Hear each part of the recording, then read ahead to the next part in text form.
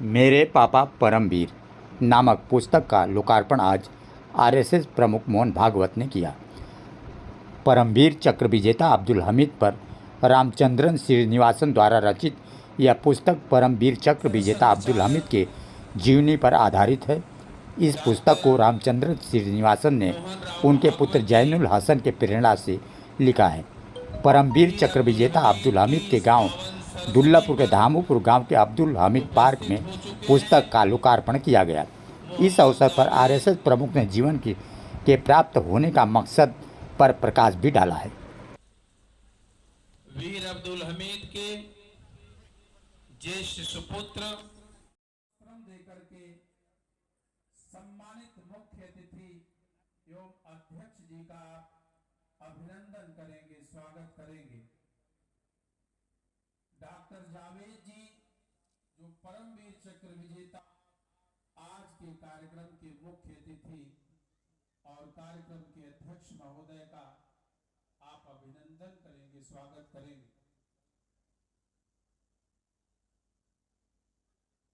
Doctor Mohan Rao Bhagavat जी एक ऐसे चिंतन, एक ऐसे दर्शन को अपने हृदय में लेकर चलते हैं, वो अपने सम्मान से अधिक जो मातृभूमि पर अपने प्राणों की आहुति करने वाले लोग हैं, का भी अंग वस्त्रम देकर के अपने इस पवित्र मातृभूमि के लिए प्राणों का बलिदान करने वाले वीर परमवीर चक्र विजेता श्री अब्दुल हमीद के स्मृति के लिए यहाँ पर जो आज का कार्यक्रम संपन्न हो रहा है उसके अध्यक्ष कैप्टन मकसूद गाजीपुरी जी, उनके सुपुत्र जैनुल जी, उपस्थित सभी नागरिक सज्जन, माता भगिनी, आते आते प्रवेश द्वार पर बाएं तरफ एक पंक्ति लिखी है, प्रसिद्ध है, सब जानते हैं। शहीदों की चिताओं पर लगेंगे हर बरस मेले, वतन पर उनकी कुर्बानी का यही बाकी निशान होगा। वास्तव में शहीद अमर हो जाते हैं। कैसे? उनका अपना बलिदान एक अपने आप में बहुत महान कृति है। अपने यहाँ पर अपने देश में परंपरा से इसे मानते हैं कि जीवन जीना है तो उपभोग के लिए नहीं जीना है, मजे करने के लिए नहीं जीना है। जीवन जीकर उसके अनुभव के आधार पर इस सृष्टि को बनाने वाले से मिलना है, भगवान से मिलना है।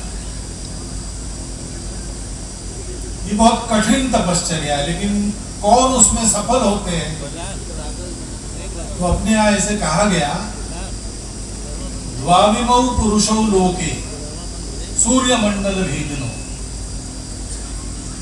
ये जो दिखने वाला संस्कार है उसका भेद करके उसके परे जा सकते हैं। ऐसे दो प्रकार के लोग होते हैं, एक है परिव्राट योग युक्तश्च, दूसरा है रणेचा विमुखे हता।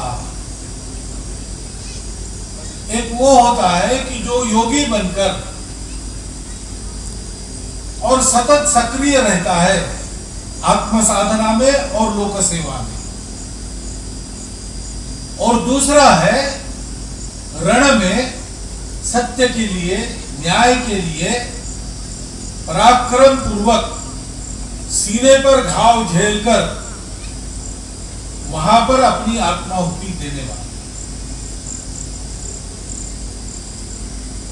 तो अपने मातृभूमि के लिए ये जो पराक्रम उन्होंने किया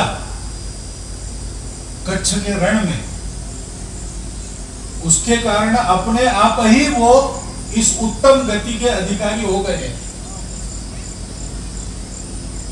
परंतु उनकी स्मृति सतत जागृत रखना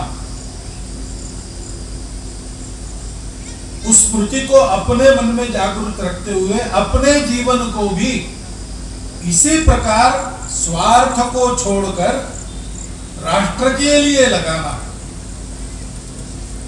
ये जितने दिन हम शुरू रखते हैं, जितने साल शुरू रखते हैं, जितने युगों तक चलाते हैं, उतने युगों तक शहीद अमर होते हैं।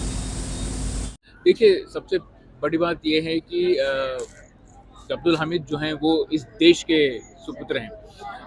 उन्होंने जो चीज़ किया है इस देश के लिए 1965 में और उससे पहले भी, वो अस्मरणीय है। मतलब आप उन्होंने जो भी काम किया है उसको आप बिल्कुल भुला नहीं सकते हो। और ये एक मुख्य कारण रहा कि ये किताब की नींव वहीं से रखी गई।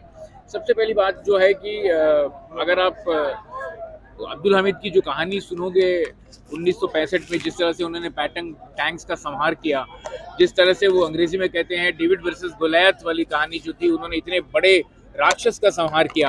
और वो जो कहानी है वो बहुत ज़रूरी थी कि पाकिस्तान, उस वजह से पाकिस्तान का शिकस्त हुआ। और ये जो कहानी है ये उस कहानी के पीछे की कहानी है कि किस तरह से अब्दुल हामिद अपने आप को उन्होंने स्ट्रॉन्ग बनाया।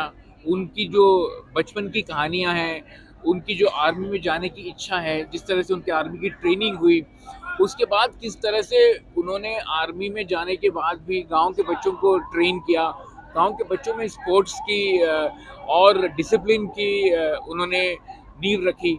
ये सारी चीज़ें हैं जो उनको इतना स्ट्रॉन्ग बनाती है, इतना उनको मजबूत और दृढ़ बनाती है कि जब दुश्मन का गोली या दुश्मन का टैंक आए, उन्हें बिल्कुल भय नहीं है और उनका सामना करके उन्होंने वीरगति प्राप्त की और परमवीर चक्र हासिल की। ना यही है कि सर, हम लोग बचपन में उन्हीं लोगों से प्रेरणा लेते हैं जो वीर हैं। हम सब वीर बनना चाहते हैं। ये अलग बात है कि आजकल सलमान खान और शाहरुख खान को देख के लोग वीर बनना चाहते हैं, लेकिन हमारी जो जनरेशन है, हम देश के लिए जो लोग लड़े हैं उनको देखकर हम वीर बनना चाहते हैं। और यही प्रेरणा रही है कि वीरता ही प्रेरणा रही है।